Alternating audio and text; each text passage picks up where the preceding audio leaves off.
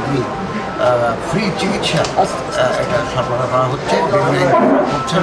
বিভিন্ন করছেন যারা প্রশাসন সমন্বয় করছেন এবং ছাত্র সমাজ, বিশেষ করে বৈষম্য বিরোধী ছাত্র আন্দোলনে যারা কর্মরত ছিলেন তারাও এই ত্রাণ কার্যক্রমে সংযুক্ত আছেন।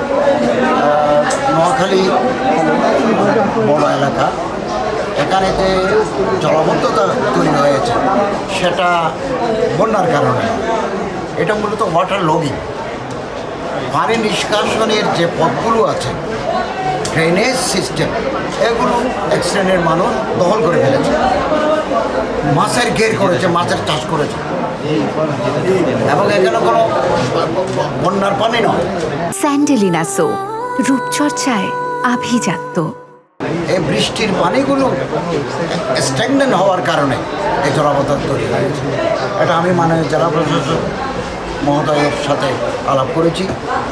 এগুলো যত তাড়াতাড়ি সম্ভব এই অবৈধ দখলদারদেরকে উচ্ছেদ করে এই জলাবদ্ধতা দূর করতে হবে, এবং এটা করতে পারলে আর না হলে প্রতি বছর হাজার হাজার মানুষ পানিবন্দী হয়ে পড়বে, এবং সার্কিট হাউসের ভিতরে পানি, আমরা যে রোড দিয়ে আসলাম সেটা পানি, তাহলে তো দেশ অচল হয়ে যাবে।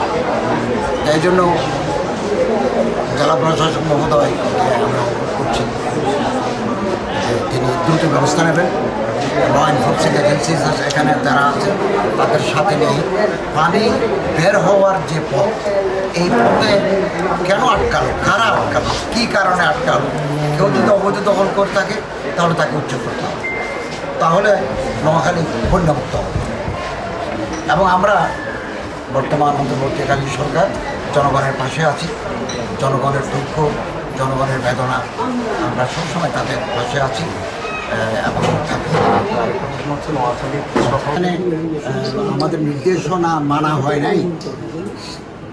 হয় নাই, দুর্বল কাঠামো হয়েছে, অব্যবস্থাপনা হয়েছে। এগুলোকে আইডেন্টিফাই করে একটা পাওয়ারফুল তদন্ত কমিটি গঠন করে আমরা এগুলি চিহ্নিত করব এবং অপরাধীদেরকে আমরা আইনের আওতায় আনার জন্য সুপারিশ করব।